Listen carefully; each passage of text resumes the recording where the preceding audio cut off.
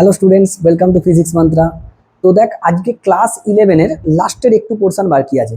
মানে class 11 WBCHSE মানে বেঙ্গল বোর্ডের সেমিস্টার 1-এর জন্য স্থিতিবিজ্ঞান আর দৃঢ় বস্তুর ঘূর্ণন এই দুটো মিলিয়ে হয়। আমি এই দুটো মিলিয়ে আলাদা আলাদা করে দেবো।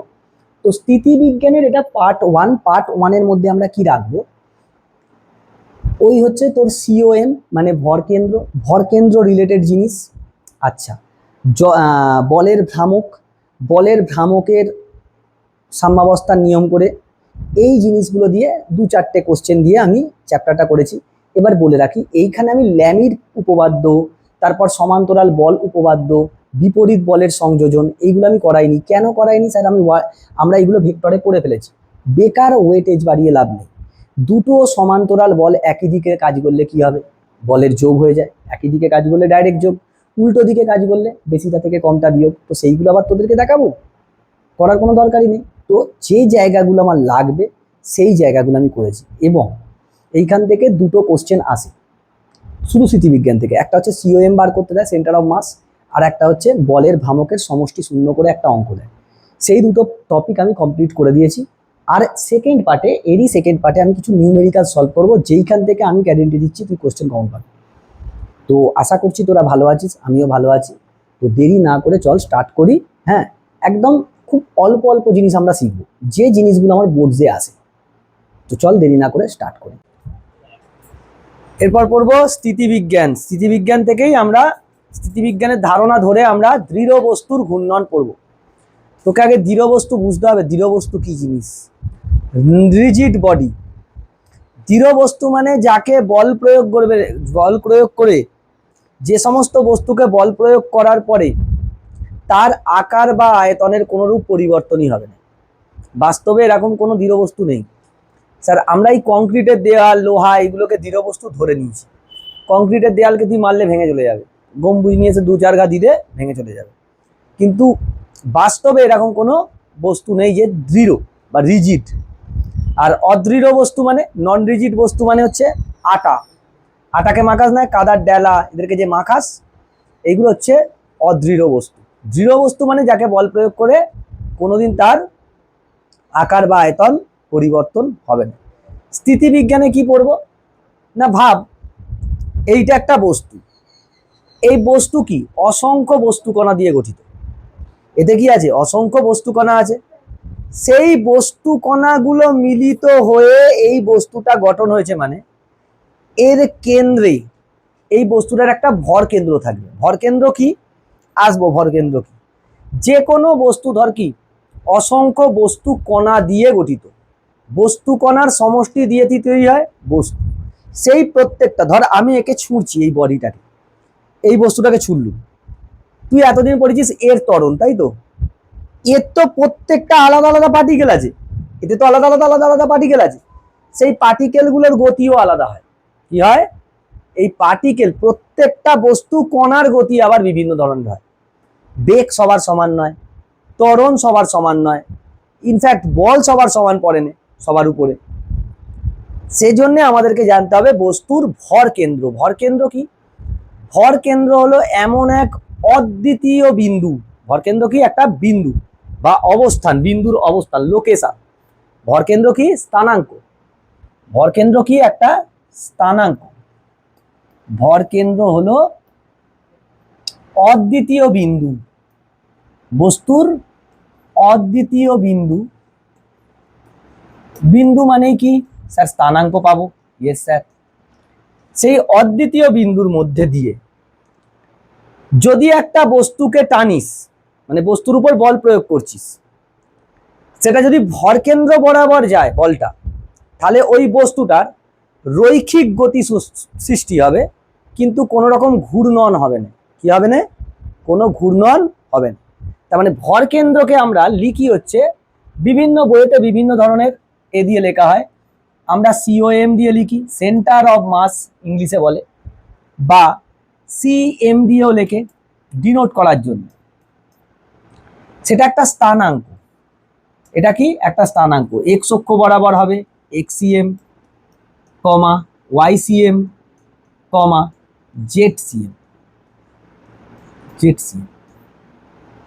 একটা স্থানাঙ্ক যেটা অদ্বিতীয় এবং যার উপর ভরকেন্দ্র বরাবর বল প্রয়োগ করলে বস্তুর রৈখিক গতির সৃষ্টি হবে, কৌণিক ঘূর্ণন গতির সৃষ্টি হবে না। কিরকম স্যার, কিরকম বলতে চাইছেন?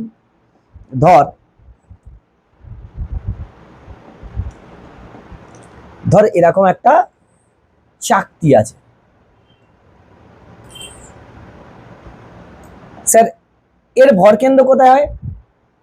যেটা ব্যালেন্স পয়েন্ট, ভরকেন্দ্র কি ব্যালেন্স পয়েন্ট। বিভিন্ন যেগুলো জ্যামিতিক চিত্র তাদের ভরকেন্দ্র কোথায় হয়? সেন্টারে। বিভিন্ন, কিন্তু যেগুলো অজ্যামিতিক চিত্র, মানে ধর একটা পাথরের টুকরো, সেটা হবে না। ভর যদি সমানভাবে বিস্তৃত থাকে তবেই সেন্টারে হবে, আদারওয়াইজ হবে না। ভর যদি অসমানভাবে বিস্তৃত থাকে তাহলে কিন্তু আলাদা। তাহলে তোকে দেখতে হবে, বার করে দেখতে হবে। মনে কর এটা একটা চাকতি, একে যদি আমি ভাবি এরকম, উপরে উঠে গেল, যা বাঁকা লাইনটা নিচে। একে যদি আমি এরকম ভাবি, একে যদি আমি এরকম ভাবি, তাহলে স্যার কোনটা ভরকেন্দ্র? এইটা, এটাই ভরকেন্দ্র।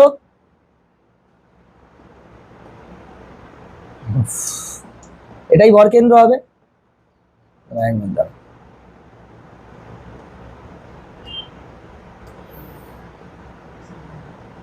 এই যে স্যার এটা ভরকেন্দ্র। এখন যদি ফোর্স আমি অ্যাপ্লাই করি, ফোর্স যদি আমি অ্যাপ্লাই করি, মনে কর আমি এই ভরকেন্দ্র বরাবর ফোর্স দিচ্ছি, ও কি হবে? সোজা এরকমই যাবে। কিংবা তুই এইখান থেকে বল প্রয়োগ করেছিস, এরকম বল প্রয়োগ করেছিস,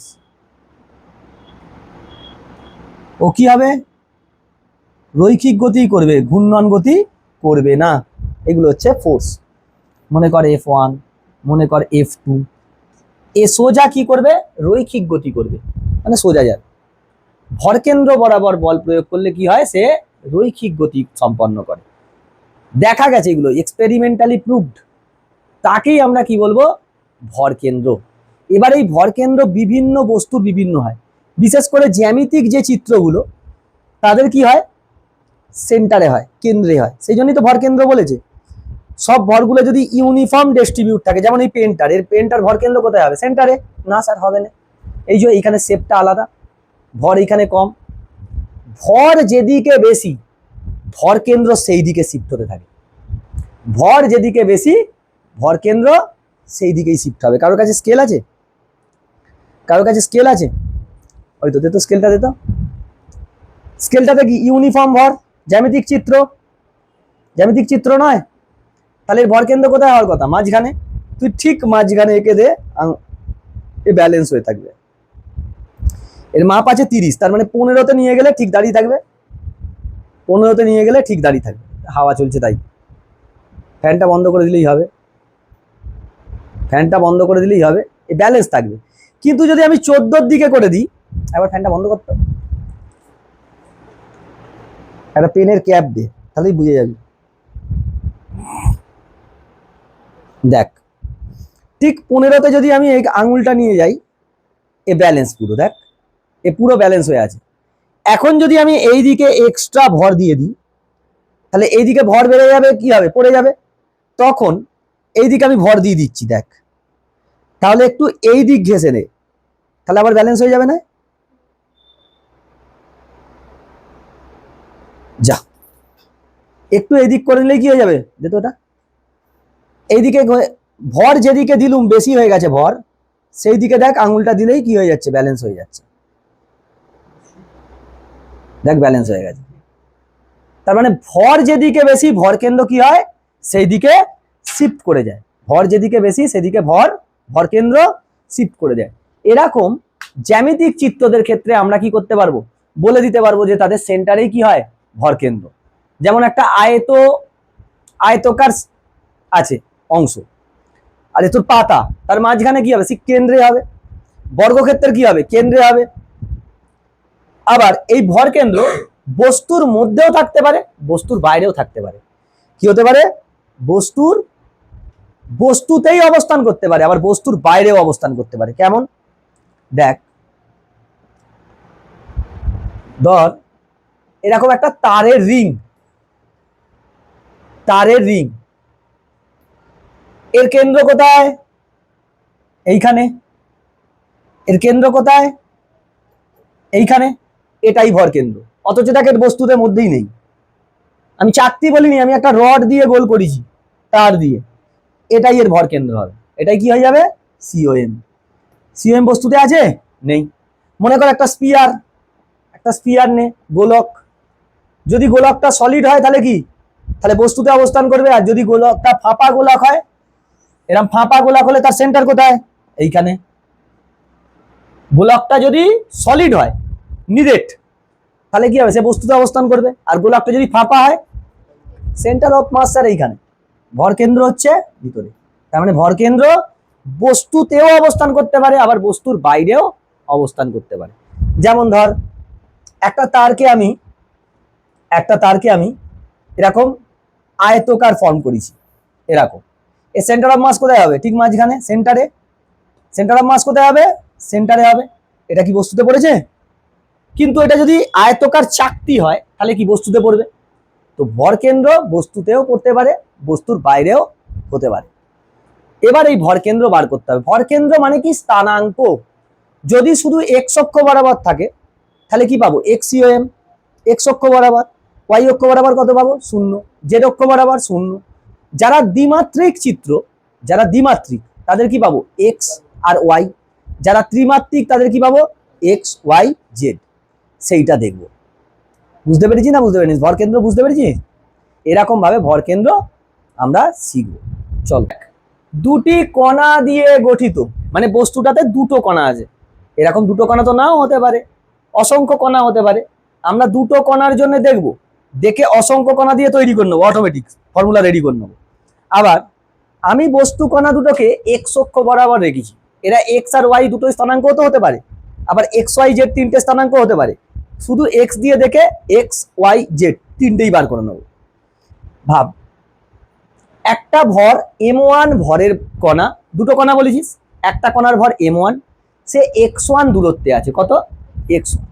আর m2 ভরের কণা x2 দূরে আছে, কত আছে, x2 দূরে। আমি জানিনি কে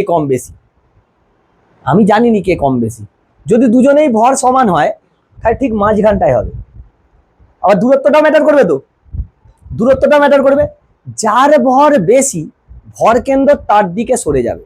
ভর কেন্দ্র আমরা দেখলুম, প্র্যাকটিক্যাল এক্সপেরিমেন্ট করে দেখলুম, ওই যে স্কেলের উপরে সে এটা রাখছিল।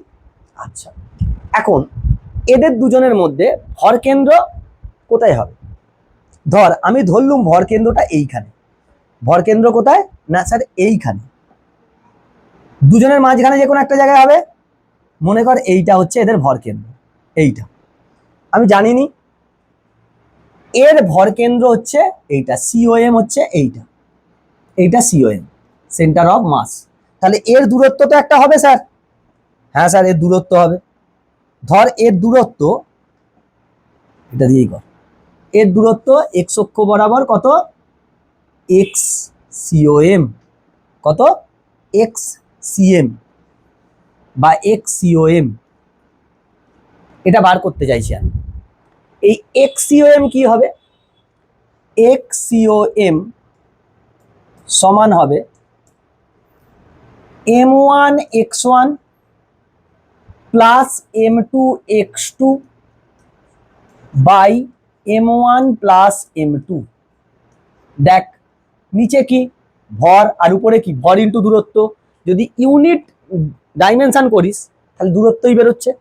এইটা হচ্ছে সমীকরণ, এইটা হচ্ছে সিওএম বার করার নিয়ম। এক্স সিওএম কত হবে, এইটা। সিমিলারলি আমায় বল ওয়াই যদি থাকতো তাহলে ওয়াই সিওএম কত হবে, ওয়াই সিওএম হবে m1 y1 plus m2 y2 by m1 plus m2 হয়েছে। সেম ভাবে আমাকে বল জেড সিওএম কি হবে, জেড সিওএম হবে m1 z1 plus m2 z2 by m1 plus m2। এবার যদি জেড না থাকে তাহলে কি হবে,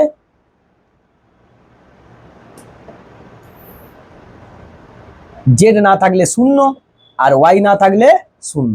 যেমন এক্ষেত্রে কি ওয়াই আর জেড কত, শূন্য, কারণ ওয়াই আর জেড নেই। বুঝতে পেরেছি না বুঝতে পারিনি?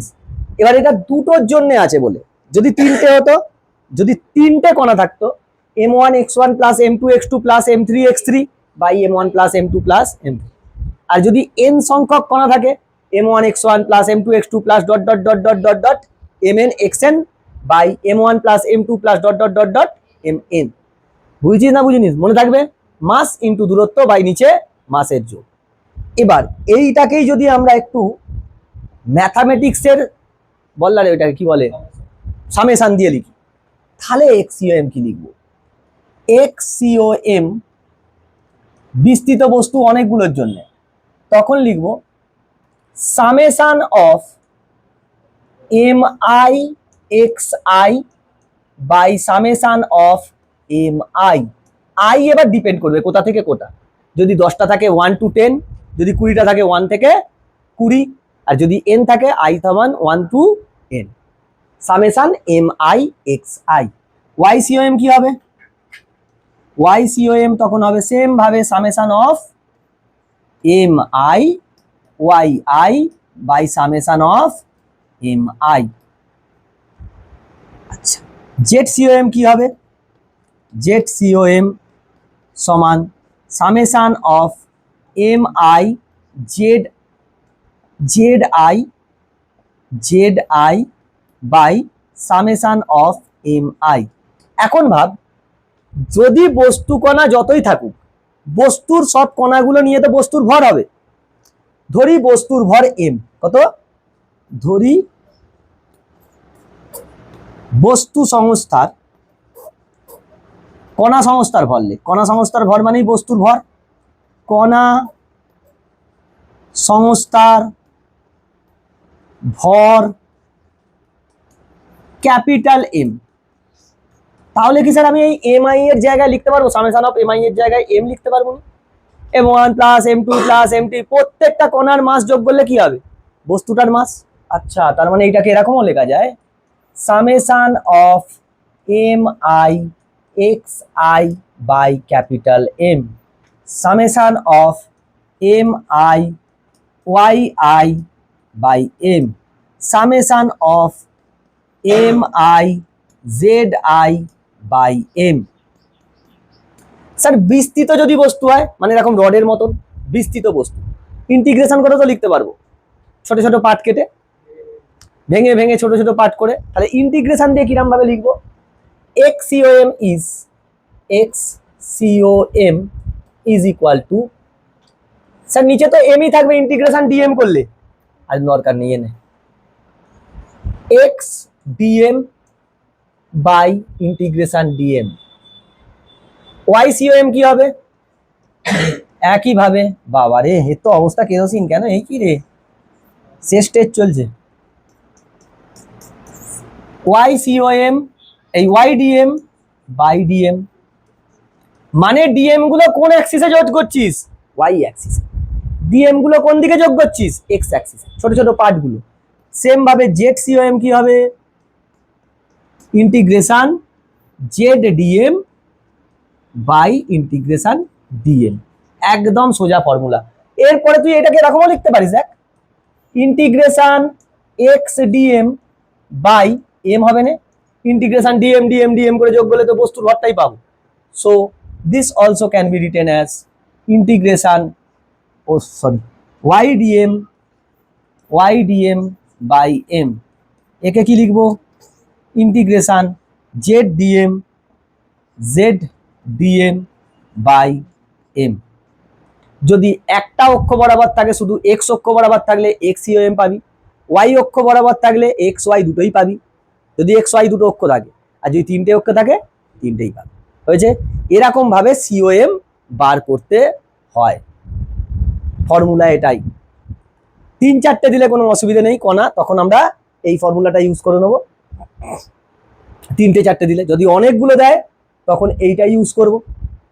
যদি বিস্তৃত বস্তু দেয় তাহলে ইন্টিগ্রেশন ইউজ করব। হয়েছে?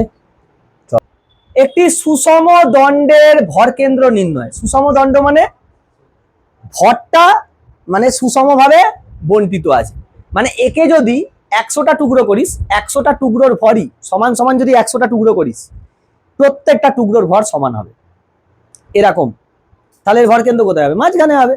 সেটা তোকে প্রমাণ করে দেখাতে হয়, সেটা আমিও জানি মাঝখানেই হবে, ঠিক এর মাঝখানটাতে হবে। তো আমি ধরছি এই দণ্ডটা খুবই সরু, এক্স অক্ষ বরাবর, কি এক্স অক্ষ বরাবর। এই দণ্ডের ভর ধরি, দণ্ডের ভর হচ্ছে এম, দণ্ডের ভর এম এবং দৈর্ঘ্য এল। দৈর্ঘ্য কত? এল। তাহলে আমাকে বল এল দৈর্ঘ্যের ভর কত? এম। তাহলে একক দৈর্ঘ্যের ভর কত হবে? M by L. M by L, একেই বলে ল্যামডা। এই ল্যামডা হচ্ছে একক দৈর্ঘ্যের ভর। কি? একক দৈর্ঘ্যে ভর। একক দৈর্ঘ্যে ভর, এটা কনস্ট্যান্ট হয়। কি? কনস্ট্যান্ট। সম্পূর্ণ অংশের জন্যও যা হবে, আর একটা ছোট্ট অংশের জন্য যদি করিস একই হয়। আমি এখান থেকে এই দণ্ডটার জন্য, তাহলে দণ্ডটাকে যদি তুই দেখিস, আগে ভাব এটা কত? 0। এই পজিশনটা কত? এল। তবেই তো এল হবে। দেখ এক্স অক্ষ বরাবর একে যদি মূল বিন্দুতে রাখি, এই পয়েন্টটা কত আসবে? এল এ আসবে। আর তবেই তো দৈর্ঘ্য হচ্ছে। দেখ এল মাইনাস 0 এল হচ্ছে, না হলে হবে? হবে না। আমি যেহেতু দণ্ডটা বিস্তৃত, আমাকে ছোট্ট একটা অংশ কাটতে হবে। হ্যাঁ স্যার, ছোট্ট একটা অংশ কাটলুম এইখানে, এরকম একটা ছোট্ট অংশ কাটলুম। দিস ইজ, এই যে ছোট্ট অংশটা কাটছি এর দৈর্ঘ্য হচ্ছে ডিএল। কত? ডিএল। আর এর ভর কত? ডিএম। খুব সামান্য। এবার শোন, এটা কোথায় কাটছি দ্যাট অলসো ম্যাটার্স। আমি চাইলে এইখানে কাটতে পারি, এইখানে কাটতে পারি, এইখানে কাটতে পারি। আমি ধরছি এটা এইখান থেকে এক্স দূরত্ব দূরে কাটিছি। কত? এক্স দূরত্ব দূরে। কোথায় কেটেছি? এক্স দূরত্ব। কারণ বিভিন্ন জায়গায় কাটতে পারি তো, তার মানে এক্স কি? ভ্যারিয়েবল। এক্স কি? ভ্যারিয়েবল। তাহলে আমায় বল এক্স সিওএম যেটা হয়, এক্স সিওএম এর ফর্মুলা কি ছিল? এক্স সিওএম এক্স অক্ষ বরাবর কি ছিল? Integration X DM by integration DM. DM DM করে স্যার এম আসবে, এম এক্স। স্যার এখন তো ডিএম আমি জানিনি, এক্সটা ভ্যারিয়েবল, ডিএম তো আমি জানিনি। আচ্ছা, এই দূরত্বটা এটা ডিএল না ধরে ডিএক্স ধর, সুবিধে পাবি, তোর বুঝতে সুবিধা হবে। এক্স দূরত্ব দূরে ডিএক্স অংশ কেটেছি। কত? এক্স দূরত্ব দূরে ডিএক্স, না হলে তুই ইন্টিগ্রেশনে গুলি ফেলবি। এখন তুই বল এইখান থেকে পুরো তারটার জন্য এম বাই এল সমান ল্যামডা পেয়েছিস। আমি এই ক্ষুদ্র অংশের জন্য ভাবছি, ডিএক্স ক্ষুদ্র অংশের জন্য, ডিএক্স ক্ষুদ্র অংশের জন্য ল্যামডা সমান কত লিখতে পারবো? কি হয়? ভর বাই দৈর্ঘ্য। এখানে ভর কত? ডিএম, আর দৈর্ঘ্য কত? ডিএক্স। তাহলে দেখ এইখান থেকে আমি ডিএক্স পেয়ে যাব। কত হয়? ডিএম বাই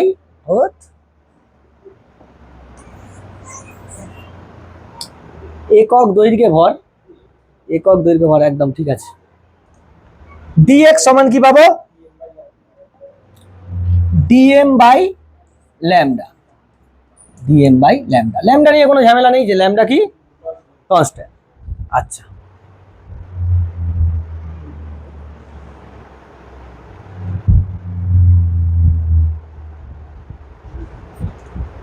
হায় হায়, আমাকে তো এক্স ইন্টিগ্রেট করতে হবে। ঠিক আছে থাক, এইটা না লিখে এরকম লেখ, এরকম লেখ, আমার সুবিধা কি বলতো? কাকে ইন্টিগ্রেট করবো? কোনটা ভ্যারিয়েবল? এক্স। তাহলে এখান থেকে ডিএম সমান কত হবে? Lambda DX. চলো এখানে পুট করে দাও, ল্যামডা ডিএক্স হয়েছে। তাহলে এইখানে করছি এক্স সিওএম সমান স্যার 1/m, ল্যামডা কনস্ট্যান্ট বাইরে চলে এলো, এমটা এমনি বাইরে আসবে, ইন্টিগ্রেশন এক্স ডিএক্স। এবার বল আমাকে পুরো রডটা কভার করতে হবে, কোথা থেকে কোথা? ফার্স্ট পার্ট কোথায় কাটতে হবে? 0 থেকে। লাস্ট পার্ট কোথায় কাটতে হবে তবে রডটা কমপ্লিট হবে? এল এ, তবে তো রডটা কমপ্লিট হবে। তুই কাকে ভ্যারি করাচ্ছিস? এক্স। এক্স আমি প্রথম কোথায় কাটতে পারি? এইখানে। আর লাস্ট কোথায় কাটতে পারি? এইখানে। So final initial point automatic চলে এলো 0 থেকে এল পর্যন্ত। ল্যামডা বাই এম মানে কত পেয়েছি আমি? এম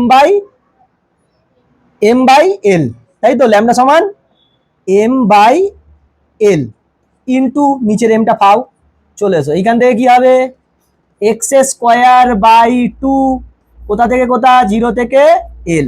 এম এম কেটে গেল, 1 বাই এল ইন্টু এটা কি হয়ে যাবে? এল স্কোয়ার বাই 2, তাহলে কত হচ্ছে? এল বাই, হিসেব তো তাই ছিল, এল বাই 2 তেই তো হতো।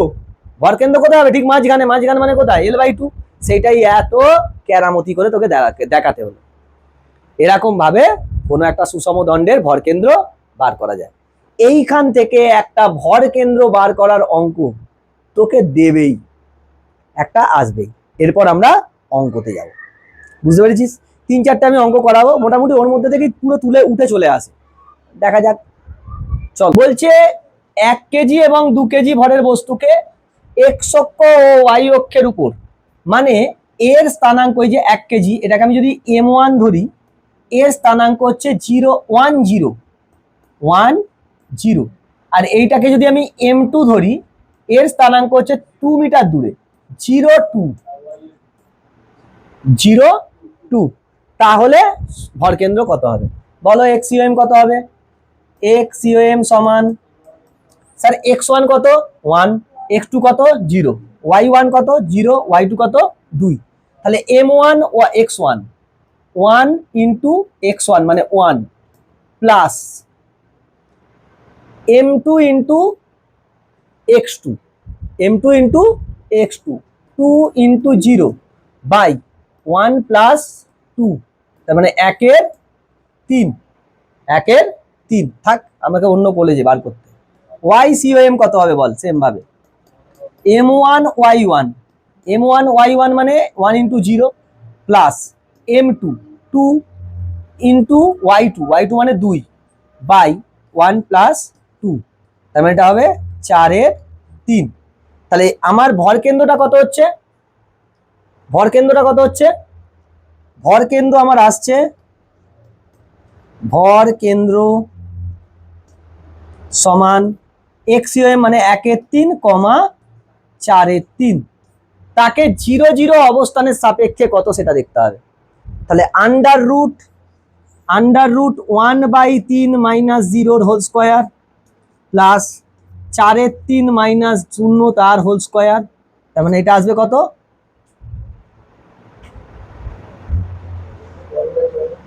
এরকম কেন হবে? সংস্থাটির ভরকেন্দ্রের অবস্থান 1 কেজি ও 2 কেজি ভরের বস্তুর সাপেক্ষে। ও আচ্ছা আচ্ছা আচ্ছা আচ্ছা আচ্ছা, না এরকম নয়। 1 কেজি ভরের সাপেক্ষে কত হবে, আর ওয়াই কেজি ভরের 2 কেজি ভরের সাপেক্ষে কত হবে? একটা বিন্দু কত? এইটা, আর এর মধ্যে কত? তাহলে এর মধ্যে আর এর মধ্যে হচ্ছে আন্ডার রুট 1 মাইনাস 1-এর 3 তার হোল স্কোয়ার প্লাস 4-এর 3 তার হোল স্কোয়ার, কারণ 0 এইটা রেসপেক্টে হচ্ছে 1 কেজি। তাহলে এটা কত হবে? বাবা রে, 3 2-এর 3, 2-এর 3 মানে হচ্ছে 4-এর 9 প্লাস 16-র 9, তার মানে রুট 20, 20/9 মানে 3 আসবে, 20 মানে হচ্ছে 4 5-এ 20, 2√5, 2√5 একটা, 2√5 কোথায় আছে? 2√5 বাই, বাবা দু জায়গায় আছে। আর একটা কত?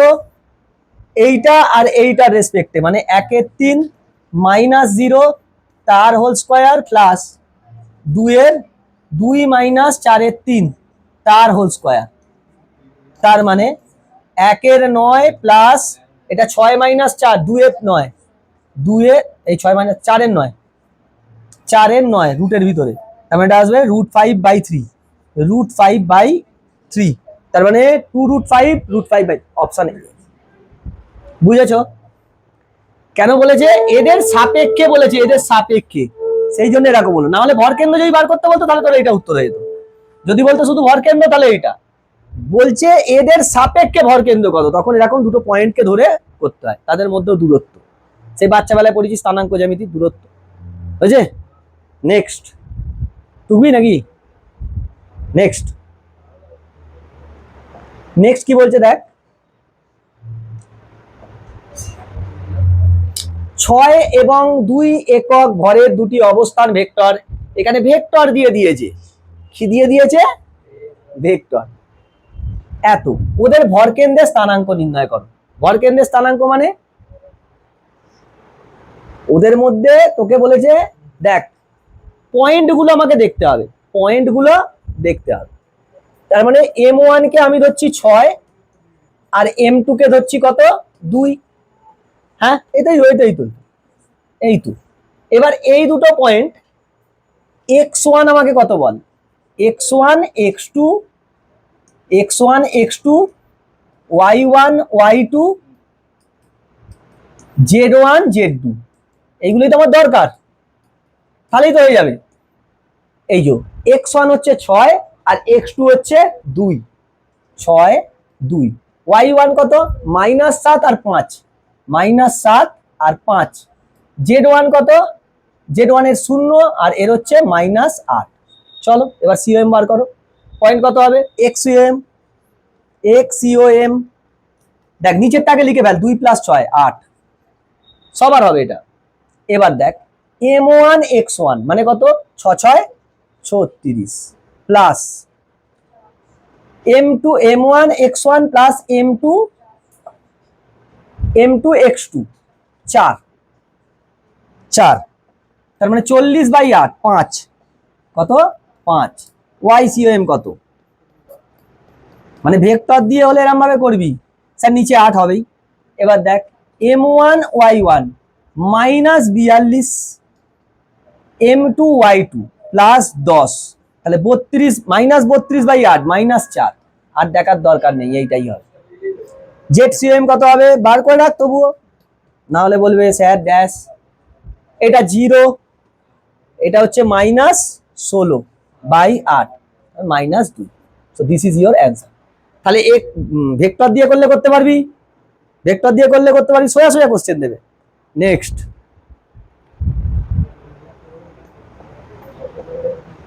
নেক্সট ওকে বলছে স্যার নেক্সট যে পোরশন আছে বলের ভ্রামক, এইখান থেকে আর একটা অঙ্ক দেয়, অঙ্ক কিংবা থিওরি রিলেটেড মানে কনসেপচুয়াল কোশ্চেন দেয়। একটা হয় সিওএম বার করতে দেয়, আর একটা বলের ভ্রামককে কাজে লাগিয়ে কিভাবে অঙ্ক করবি তার উপর একটা অঙ্ক। আর এইখানের ফেমাস অঙ্ক হচ্ছে মইয়ের অঙ্ক। একটা মইকে দেয়ালে ঠিকিয়ে দেবে, মই হরকে পড়ে যায় না অনেক সময়, সেই অনুযায়ী সবকিছু কাজ হবে। তো বলের ভ্রামক কি? Sir this is moment of force, this also can B shed as torque, শুধু টর্কটা একটু আলাদা কনসেপ্ট। এটা হচ্ছে মোমেন্ট অফ ফোর্স, যারা আইএসসি বা আইসিএসসি বোর্ডে পড়েছিস তারা ক্লাস 10-এ শিখে গেছিস, তোরা এইসব পড়িস। মোমেন্ট অফ ফোর্স কি জিনিস? বলছে বস্তু যখন ঘূর্ণনের চেষ্টা করে, কি করে? ঘূর্ণনের চেষ্টা করে। আমি এখানে একটা দণ্ড নিয়েছি, দেখ এবি একটা দণ্ড, আর এম এন কি? অনুভূমিক সরল রেখা। এই ও হচ্ছে আলম্ব, কি? আলম্ব, আলম্ব বিন্দু বলে বা ফালক্রাম বলে, যা হবে ওই ও এর সাপেক্ষে হবে। এখন ভাব বলের ভ্রামক মানে হচ্ছে বস্তুর উপর প্রযুক্ত বল ও প্রযুক্ত বলের ক্রিয়ারেখ থেকে দূরত্বের গুণফলকেই আমরা কি বলি? বলের ভ্রামক। বলের ভ্রামক সমান হচ্ছে বল ইনটু বল থেকে লম্ব দূরত্ব, কি? লম্ব দূরত্ব। এবার যদি বল সমান হয়ে যায় তখনই এই বলের ভ্রামককে কি বলবো? টর্ক। কি বলবো? টর্ক। তাহলে বলের ভ্রামকের একক কি হবে? বলের একক দূরত্বের একক, নিউটন মিটার। হাই স্যার এ তো কার্যের মতন, কার্যের মাত্রা যা বলের ভ্রামকের মাত্রাও তাই। এখন ভাব আমি এর উপর ফোর্স লাগাচ্ছি, কি হবে? কি হলো রে? ও পোকা, পোকাগুলোই জীবন শেষ করে দিচ্ছে। ভাব আমি এইটার উপরে ফোর্স লাগাচ্ছি, একটা ফোর্স এই দিকে দিয়েছি,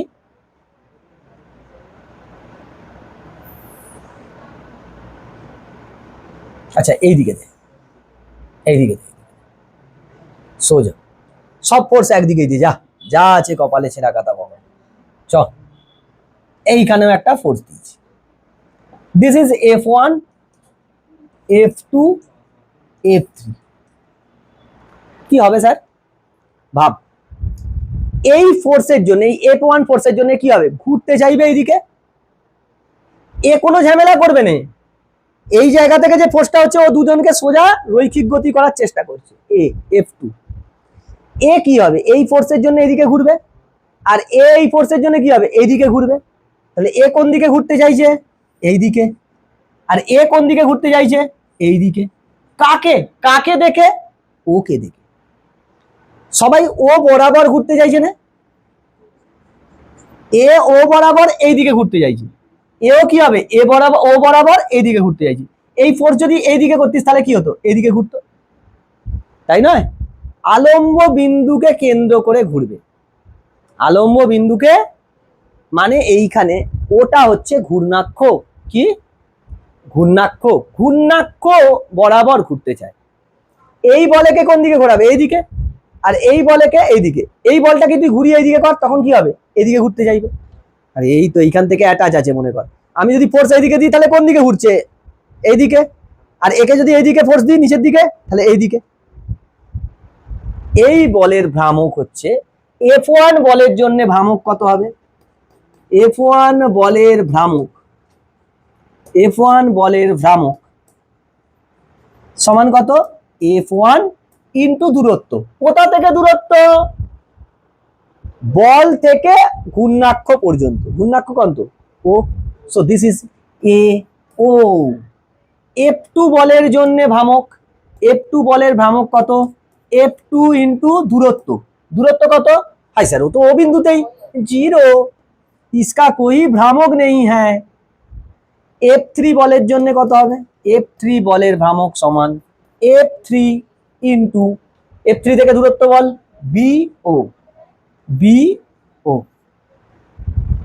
এরা দুজন ভ্রামক রেডি করে ওকে ঘুরিয়ে দেবে, ঘূর্ণাক্ষ বরাবর ঘুরিয়ে দেবে।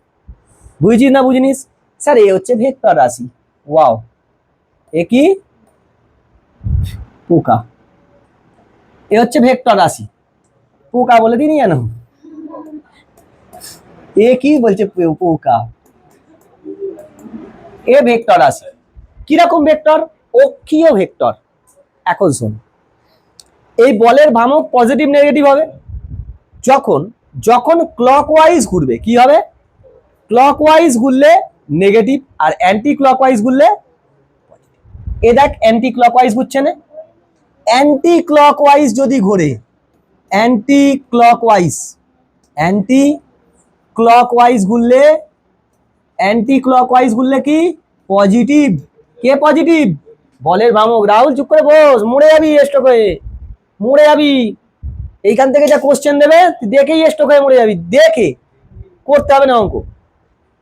ऐसे ही हम साइंस ने लिए, फिजिक्स बहुत आसान है, कुछ आसान नहीं है। হ্যাঁ, ফিজিক্সকে যারা সোজা বলে মানে গরুর থেকে অধম। ফিজিক্স সোজা, ইংলিশ সোজা, ম্যাথামেটিক্স সোজা, ইতিহাস সোজা, কেউ সোজা নয়।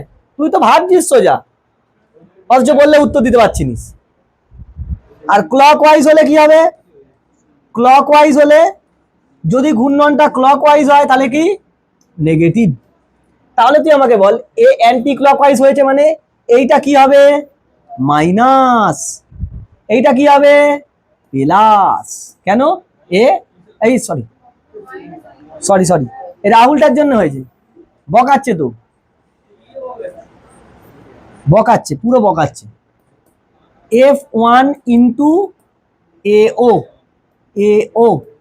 এই দেখ বলের ক্রিয়া রেখ থেকে দূরত্ব। তাহলে এটা কি? ক্লকওয়াইজ ঘুরেছে স্যার, এ মাইনাস। এ অ্যান্টি ক্লকওয়াইজ ঘুরেছে, এ প্লাস, এ প্লাস। এবার এদের দুজনকে যদি যোগ করিস, দেখ দুটো ফোর্স লাগছিল, তখনই পেয়ে যাবি দ্বন্দ্ব বা কাপল। কি? কাপেল। বাবা, কাপেল শুনে কি রাহুলের মুখে হাসি। এই কাপেল সেই কাপেল নয়, এটা আলাদা। এখানে কাপলিং হবে, ঘূর্ণন হবে। বুঝেছো? এই হচ্ছে আমাদের বলের ভ্রামক। এবার বলের ভ্রামক রিলেটেড তুই দেখ, সাম্যাবস্থার নীতি পড়েছিস, এইখানে অনেক জিনিস আছে, অনেক জিনিস। যেমন বলের বিভাজন সূত্র, ল্যামির সূত্র, এসব তো আমি পড়ে দিয়েছিলাম। ল্যামির সূত্র কি ছিল? ল্যামির সূত্র কি ছিল? বল তার উল্টো দিকের কোণে সাইন। তিনটে এরকম বল থাকলে তো সেইগুলো আমি আর বলছি না, সেগুলো আর বলতে যাবো কেন? আমি তো বলে দিয়েছি ল্যামির সূত্র, ভেক্টরে বলে দিয়েছি, বলের বহুভুজ সূত্র, বলের বিভাজন সূত্র সব বলে দিয়েছি। একই দিকে হলে ডাইরেক্ট যোগ, উল্টো দিকে হলে ডাইরেক্ট বিয়োগ, বেশি থেকে কমটা বিয়োগ, ডাইরেকশন কি বেশির দিকে, সব শিখে গেছিলাম আমরা। এখন শোন, সাম্যাবস্থার শর্ত কি, এইটা দিয়েই অঙ্ক দেয়। সাম্যাবস্থার শর্ত কি? সাম্যাবস্থার শর্ত স্যার আগে ছিল কি শুধু রৈখিক গতি, তখন কি করছিলিস? F external net equal to 0, F external net equal to 0, F external net 0 ছিল রৈখিক গতির জন্য, এইখানেও তাই। কিন্তু এখানে এক্সট্রা করে কি হচ্ছে? রৈখিক গতির সঙ্গে কৌণিক গতি মানে ঘূর্ণন গতিটা হচ্ছে। প্রথম শর্ত হচ্ছে 1 নম্বর, তুই কি করেছিলিস? F external net equal to 0, এটাই তো করেছিলিস রে। মোট প্রযুক্ত বাহ্যিক বল সমান কত? 0। সেখান থেকে আমরা কি পেতুম? F X is equal to F minus X, মানে কি এক্স অক্ষ বরাবর বলগুলোর সমষ্টি সমান কি ওয়াই অক্ষ এক্স অক্ষ মাইনাস এক্স অক্ষ বরাবর বলগুলোর সমষ্টি। বা তুই আমি এরকমও লিখতে পারি, এরকমও লিখতে পারি, summation of F X is equal to 0 এবং সামেশন অফ ওয়াই মানে ওয়াই অক্ষ বরাবর বলগুলো যোগফল কত? 0। এবার যেগুলো পজিটিভ দিকে সেগুলো প্লাস, যেগুলো উল্টো দিকে সেগুলো মাইনাস। মানে যেটা করছিলি সেটা হবেই। দুটো কন্ডিশন হয়ে গেল একটা থেকে। সেকেন্ড কন্ডিশন হচ্ছে বলের ভ্রামকের বীজগাণিতিক যোগফল, বলের ভ্রামকের বীজগাণিতিক যোগফল, বীজগাণিতিক বানান দেখ বাবা, বীজগাণিতিক যোগফল, বীজগাণিতিক বীজগাণিতিক যোগফল কি হবে? 0 হবে, যোগফল 0। মানে তুই আগে ফোর্স গুলোকে এরকম দেখবি, এক্স অক্ষ বরাবর সমান এক্স অক্ষ বরাবর সমান মাইনাস এক্স অক্ষ বরাবর, একটা কন্ডিশন হলো। ওয়াই অক্ষ বরাবর সমান মাইনাস ওয়াই অক্ষ বরাবর, 2 নম্বর কন্ডিশন হলো। 3 নম্বর হচ্ছে বলের ভ্রামক গুলো দেখতে হবে। ওই যে প্লাস মাইনাস শেখালুম, সবকটা মিলিয়ে কত হবে? 0, সবকটা মিলিয়ে। কিংবা এইটাকে আরো এরকমও লিখতে পারিস, এফ ক্লকওয়াইজ মানে ক্লকওয়াইজের যেগুলো সেগুলো সমান এফ অ্যান্টি ক্লকওয়াইজ, একই তো ব্যাপার হবে। এগুলো প্লাস এগুলো মাইনাস, যোগগুলো তো সেই 0ই হবে। হয় তুই এইটা করতে পারিস, নয়তো এরকম, একই ব্যাপার। বলের ভ্রামক গুলোর যোগফল 0, এই দুটো কন্ডিশন লাগিয়ে তোমাকে সাম্যাবস্থা করতে হবে। আর এইখান থেকে একটা অঙ্ক আসবেই আসবে, আসবেই আসবে। আর বলের ভ্রামক কোথা থেকে নিতে হয়? ঘূর্ণন অক্ষ, যে অক্ষ থেকে সে ঘুরছে সেই অক্ষ থেকে দূরত্ব নিতে হয়। যেখান থেকে সে ঘুরবে সেখান থেকে দূরত্ব কার? যে বল ক্রিয়া করছে সেই বল। হয়েছে? এর উপর এবার অঙ্ক হবে। হয়েছে? দিয়ে আমাকে অঙ্ক দিয়েছে, বিশাল ইম্পর্টেন্ট কোশ্চেন, মানে পরীক্ষা হলে তুই এটা ডাইরেক্ট কোশ্চেন পেয়ে যেতে পারিস। একটি বিন্দুতে ক্রিয়ারত 3টে বল পি পি রুট 2p সাম্যাবস্থায় আছে, এদের মধ্যবর্তী কোণগুলি কত হবে? এদের মধ্যবর্তী কোণগুলো কত হবে তো বার করতে হবে। হয়েছে? কি করে করব? স্যার আমি ধরবো sine alpha, alpha beta gamma, তাহলে কি হবে? পি বাই সাইন আলফা সমান পি বাই সাইন বিটা সমান P by root 2p by sine gamma. এরকম ভাবে এবার সলভ করতে হবে, এবার সলভ করতে হবে, তাই তো গো? মরে যাব, এ তো প্রচুর খাটুনি, অতক্ষণ সময় পাবি নাকি? তুই 2 মিনিটে করতে পারবি? পারবি কি? ভালো করে এবার কোশ্চেন পড়। একটা পি একটা পি, এইটা পি এইটা পি, এদের রেজাল্ট্যান্ট কোন দিকে হবে? এইটা রুট 2p, তার মানে রুট 2p যেটা দিয়েছে সেটা নিশ্চয়ই এইদিকে কাজ করছে, না হলে কোনোদিন কি হবে? সাম্যাবস্থায় যাবেই না। হবে? এদের দুজনের রেজাল্ট্যান্ট এদিকে কাজ করছে, আর রুট 2p যদি এইদিকে কাজ করে তবেই তো সাম্যাবস্থায় থাকবে। বুঝতে পেরেছি না বুঝতে পারিনি? তাহলে স্যার এটা মুছে দিই, মুছে দিয়ে এদের মধ্যে অ্যাঙ্গেল কত? 90, তাই নয়? এইটা কত হবে স্যার? ঠিক মাঝখান দিয়ে যাবে, ঠিক মাঝখান দিয়ে গেলে এটা 45, তারপর এটা কত? 135, 135, 90 কোথায় আছে? খতম। আমুল বাটার দিতে হবে, না হলে হবে না। এমনিও বুঝতে পারছিস, সে তো আমুল বাটার যে মতনই দিয়েছে তোকে। পি আর পি √2 কি হয়, তাদের রেজাল্ট্যান্ট। তার মানে পি আর পি 90, ও কি আছে 45 দিয়ে গেছে, তার মানে একটা 90 আর একটা আর দুটো কত 135 করে মিলিয়ে দেখ টোটালটা 360 আসছে কিনা। আসছে, অঙ্ক হো গিয়া। আর না হলে তোমাকে এইখান থেকে করতে হবে, তোমার বন্ধুরা সব এইসব করবে এইরকম, এখান থেকে ভ্যালু বার করে আলফা বিটা অনুপাত করে তারপরে সেই নিয়ম করে করবে। তুই লজিক লাগিয়ে এখান থেকে উত্তর করবি। নেক্সট দেখ, নেক্সট কোশ্চেন কি বলছে, বলছে ডাব্লু ওজনের একটি দণ্ড দুটি তীক্ষ্ণ অবলম্বন এ ও বি এর উপর একটি অনুভূমিকভাবে স্থির অবস্থায় আছে। আচ্ছা, অবলম্বন দুটির পারস্পরিক দূরত্ব ডি এবং এ থেকে দণ্ডটি, আচ্ছা একে ফেল, তুই আগে একে ফেল। এরকম একটা দণ্ড আছে, এই দণ্ডর ওজন কত ডাব্লু। আচ্ছা, তীক্ষ্ণ অবলম্বন মানে এইখানে হচ্ছে একটা কি লগ দেওয়া আছে এ, আর এইখান থেকে বি, এরা আটকানো আছে। আচ্ছা, এখন এদের মধ্যে দূরত্ব কত ডি, পুরো দূরত্বটা কত ডি।